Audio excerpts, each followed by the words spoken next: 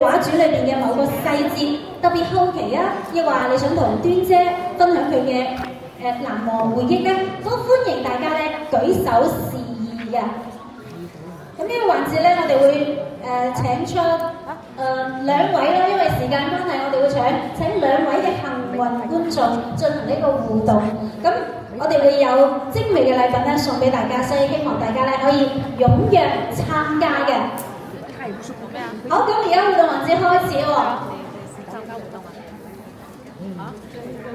OK， 請呢位戴眼鏡嘅男士，我哋將工作人員將麥送俾佢。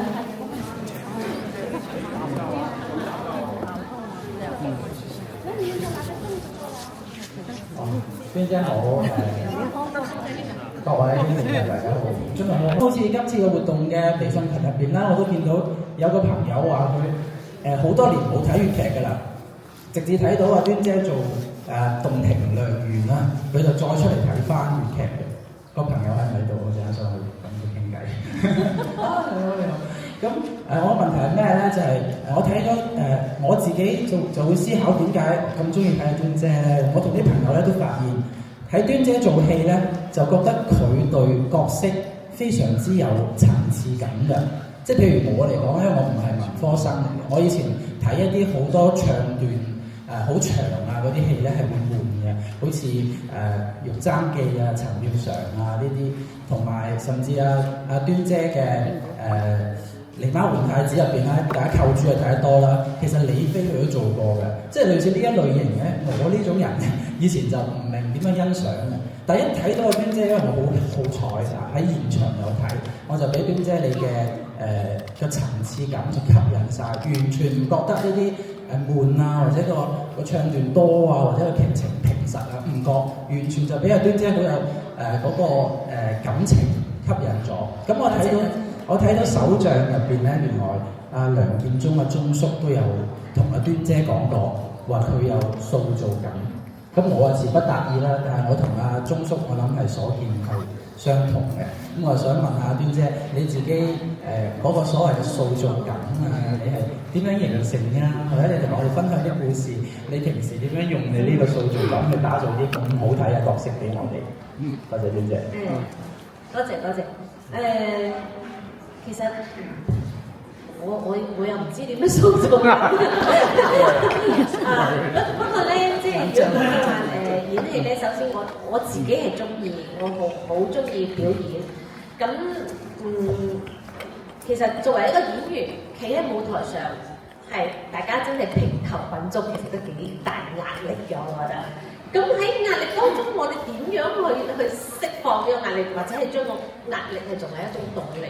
咁呢個都係我自己我好個人嘅一個就係、我要尋求好唔好玩。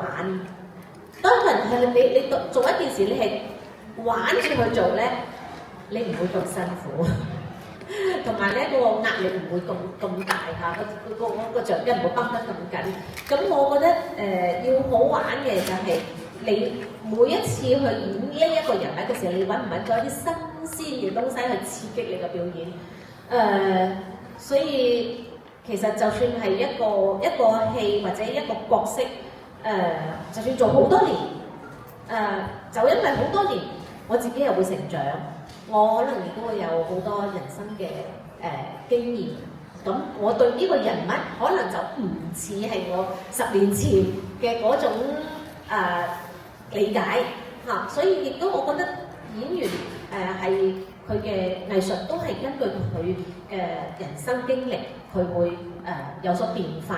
咁當然我覺得每一次嘅表演咧，我會更加去投入咯，咁同埋咧係預先係當然都會有啲設計啦嚇，預先嘅設計啦。咁我有預先設計當中咧，我去到舞台咧，我就希望係自然嘅，唔係預先設計嘅，好似係新鮮咁樣拎出嚟嘅。第一次嘅感覺係第一個感覺去攞到呢個去做咯。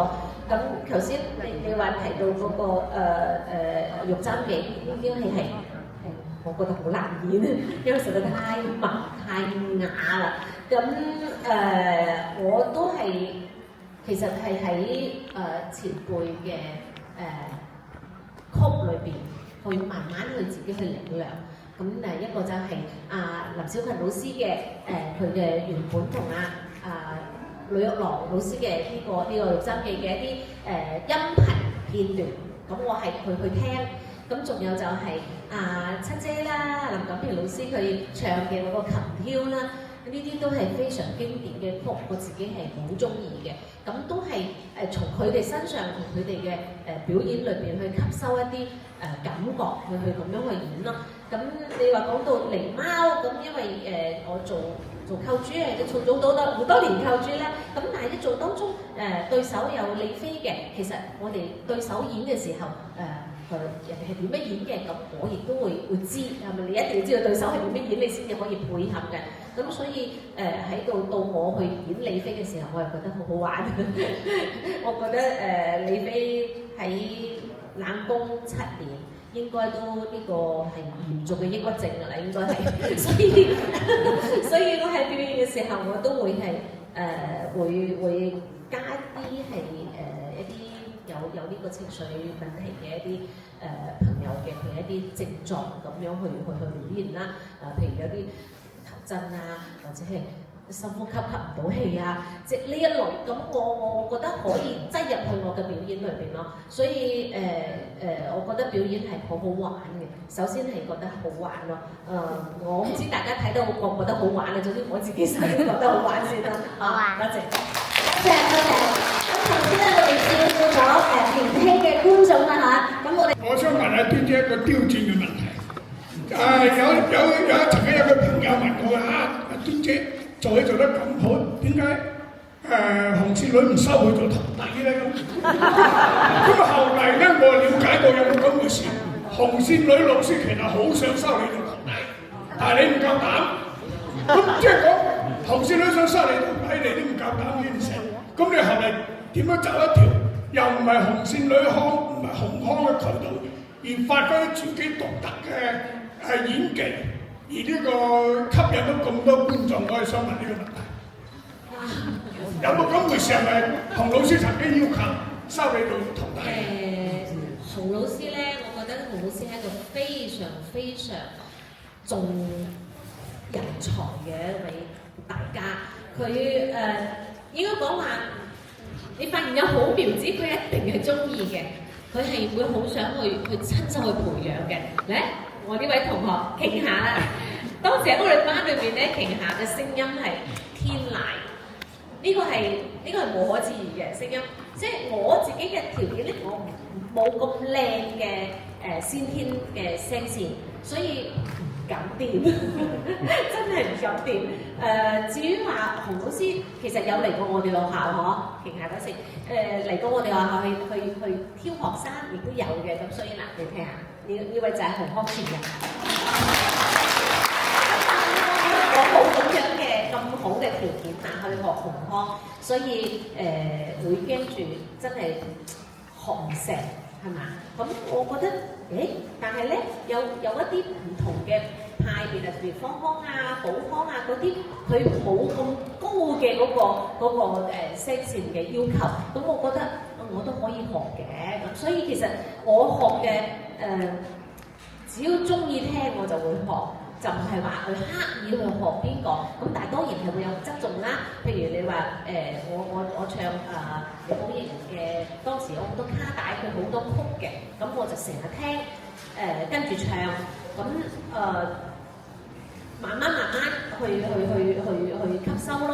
咁至於話洪老師嘅歌好難唱，但係好好聽。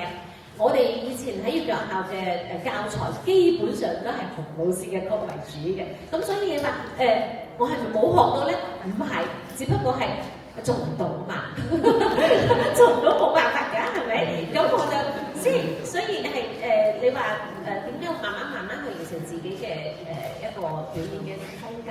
咁亦都係好彩自己去學咗之後即係真係叫做邊個名家嘅曲我都會學都會唱。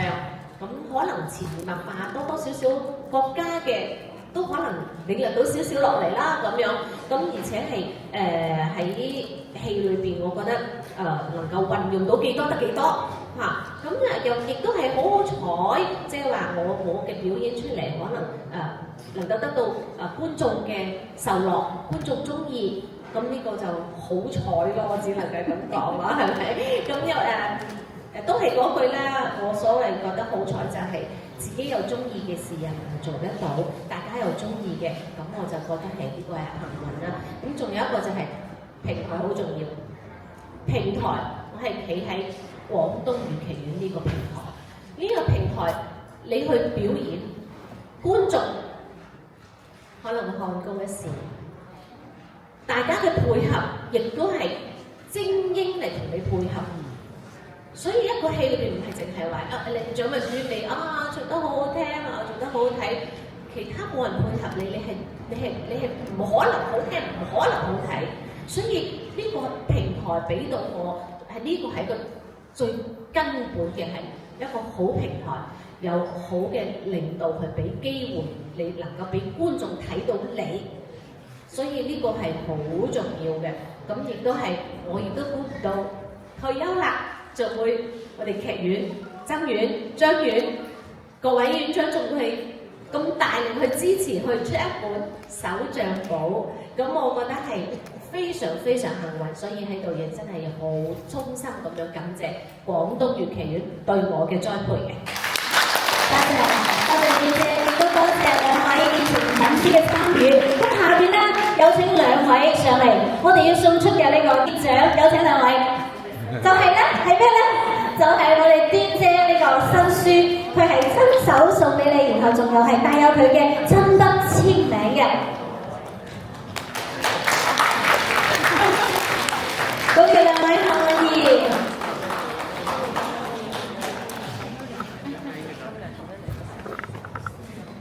係啦，我哋記錄呢一個幸運嘅時刻。